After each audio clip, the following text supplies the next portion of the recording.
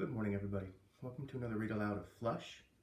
We've got quite a story going on. We're joined here by my wife's childhood pet dog named Dog. We have another pet of my wife's. It's a dog named Diego. We've got another one of my favorite mugs, which I got just outside of Yellowstone at the Silvergate Lodge during one of my trips to Yellowstone. And we've got Otter joining us, just like always. Let's read on. I am excited to see what happens today. Chapter 10. It isn't easy pretending everything's wonderful when you feel like you've been thrown off the roof of a building.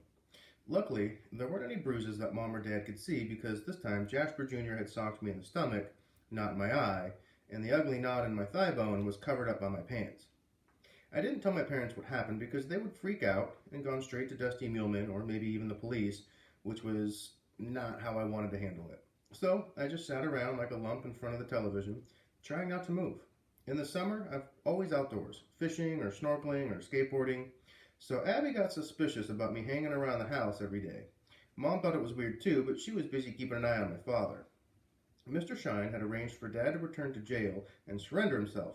The sheriff couldn't wait to send him back home, although a judge put him under house arrest until the Coral Queen case was settled.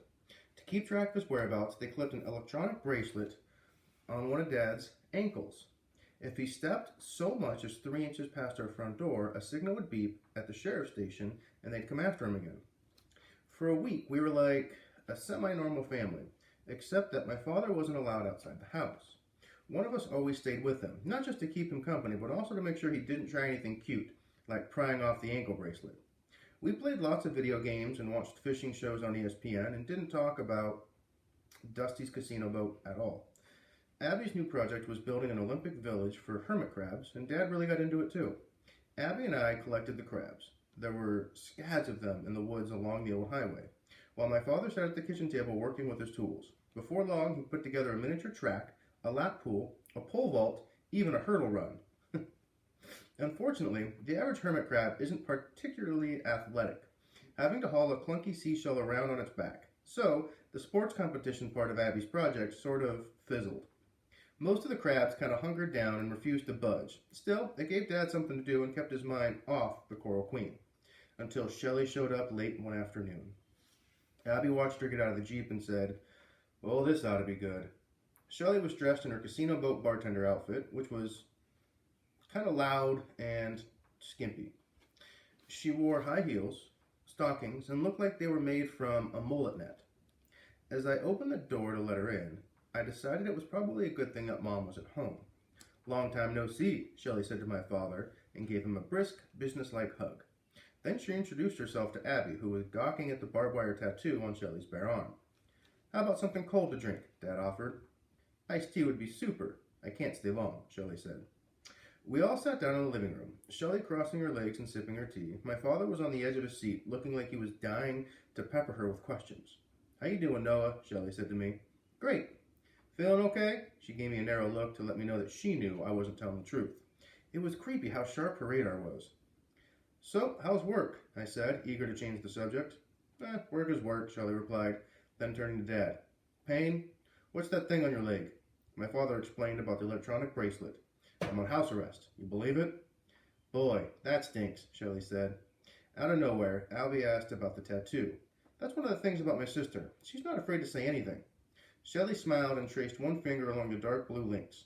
"That's sort of a story for when you're older," she said. "It was a long night and a bad day." "But why barbed wire?" Abby always called it barbed wire. "To show that the world I was rough and tough," said Shelley. "To be honest, I wish it was daisies instead. This thing's going to look mighty silly when I'm 80 years old and my grandkids are asking, how come I got a cow fence painted on my arm?" Oh, "Hey, Payne, can you take a bath with that ankle gizmo, or would you get all electrocuted?" Dad laughed. "Nah, it's waterproof." "Amazing," Shelley said. "What's up? Do we have a visitor?" "No." "Okay." "Any word from Lice?" I asked hopefully. Shelley shook her head. "But I got some other news. That's why I stopped over." We waited as she glugged along a drink from her glass. "They at it again," she said, dumping the toilet tanks into the water.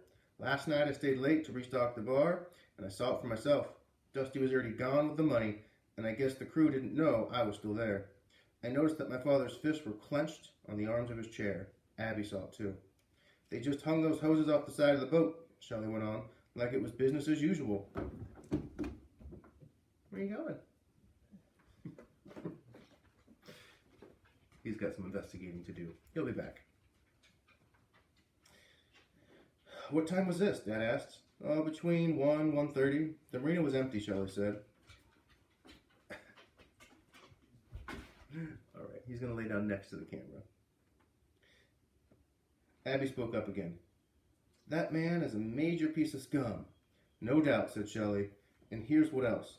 The big bald guy with the Z-shaped nose, the one who came to see Lice the night before he went missing, his name's Luna, and he's Dusty's main muscle. I think he's from Morocco or someplace like that. I purposely didn't look at Abby. Neither of us had told my father that she'd bitten Dusty's goon that night at the marina when he snuck up and grabbed her. Dad would have gone bonkers if he found out. And Mom? Well, forget it. We'd already been halfway to Saskatchewan by now. What if they get suspicious and start hassling you? I asked Shelley. Well, why would they? Think about it from Dusty's point of view. Why would I come back to work for him if I knew he and Luna were mixed up in Lice's death? Man, I'd have to be suicidal, right? Shelley winked. Nah, Dusty bought the whole story. He thinks I wanted my job back because Lice left me broke. And I'll be honest, money's not too shabby. Dad stood up and started pacing back and forth. Well, I better be off, Shelley said. How are things with Dusty? I asked. Don't worry about that. He's under control. You be careful, my father told her. Yeah, well, don't go sinking the boat again, Shelley said, especially if I'm on it. Then she said goodbye and breezed out the door, leaving us in silence with a light, sweet scent of tangerines. And there's a quick pause in the story.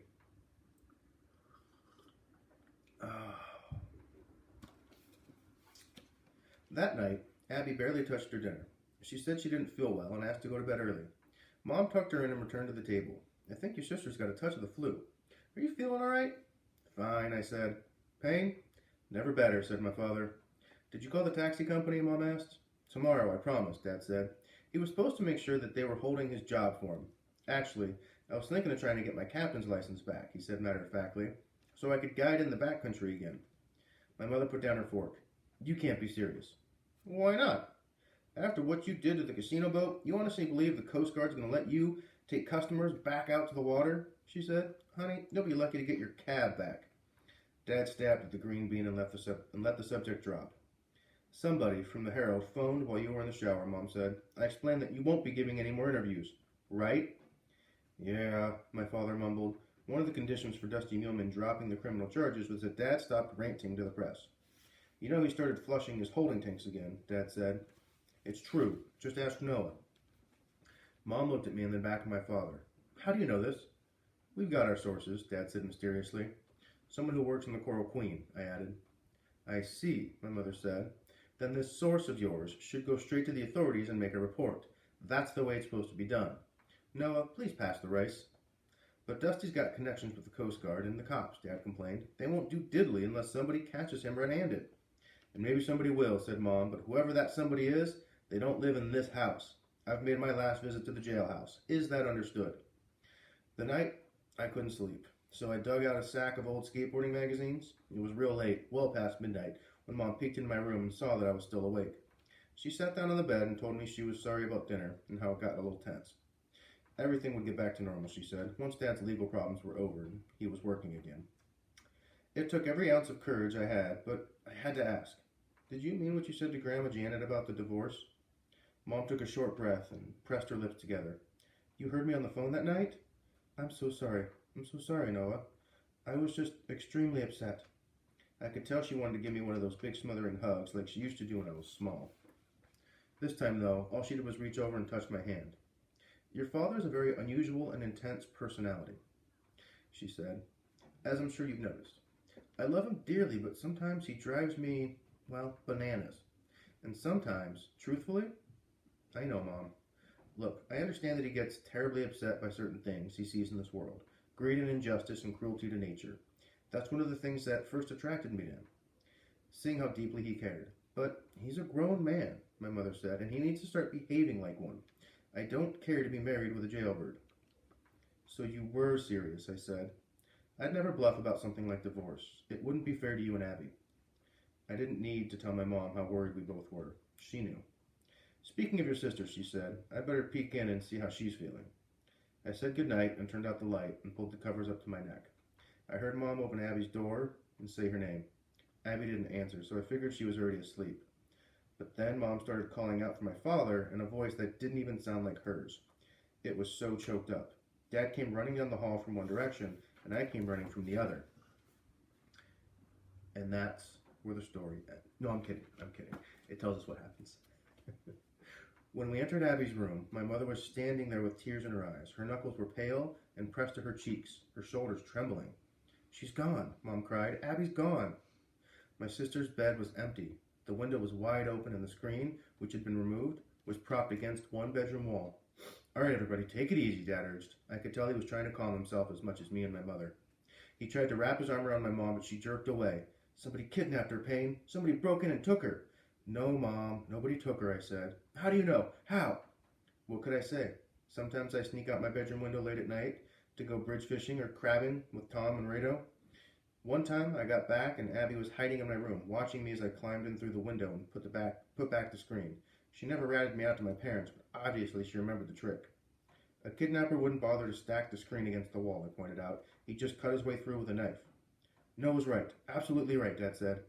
This is way too neat and tidy. It's pure Abby. My mom wiped her eyes on my father's sleeve. So, what are you saying? She ran away? Why in the world would she do that? I don't think Abby ran away, I said. Noah, get to the point. She probably had something she needed to do. In the middle of the night, all by herself, my mother turned to my father and froze, with him in one of her deadly laser beam stares. Payne, what's going on here? I'll be right back, Dad. And rushed, I said. Oh, wait. I'll be right back, Dad said, and rushed out the room. Mom spun back towards me and snatched me by the left ear. Young man, she said. You never called me young man unless you meant business. Yes. I was almost sure that I knew where Abby had gone. And I had a feeling that Dad had figured it out too. Does this have something to do with the Coral Queen, my mother asked. It's possible, I said weakly. Has this whole family gone completely insane? She let go of my ear and called out, Payne, you come back here right this second. Moments later, Dad appeared at the bedroom door. He had put on a ball cap, a pair of khaki trousers, and his old deck shoes. In one hand was the portable spotlight that he kept stowed on the skiff. Where do you think you're going? Mom demanded. The video camera's missing, my father said. Answer my question. Where are you going? To find Abby, Dad replied. Payne, you're under house arrest, remember. My father sheepishly pulled up the right leg of his pants to reveal the bare ankle. Oh, that's just terrific, said my mother. She was not normally a sarcastic person, but she could be brutal when she was. I'll go pack your suitcase for state prison, she said to Dad. Will they let you bring your own pajamas this time? Donna, please, there's no time to argue. Oh, really? Our little girl is roaming around alone in the dead of night, and meanwhile you've tripped off some fugitive alarm at the sheriff's station, and any minute a dozen squad cars are going to come screaming down the road with sirens, racing toward our house? I'll get Abby all by myself, I volunteered. Don't worry, Mom. I can handle it. No, we'll go together, all three of us, she declared. And if we get into a jam, I want both of you wise guys keeping your lips zipped and let me do the talking. Is that understood? My father and I glanced helplessly at each other. There was no point in objecting.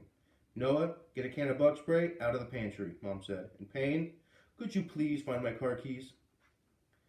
Wow, and that is actually where the chapter stops. So I wonder if Abby's got anything on video or if she's in trouble. I wonder if the family's going to show up in time or if they're going to mess something up. So many questions. I can't wait to see what happens next time.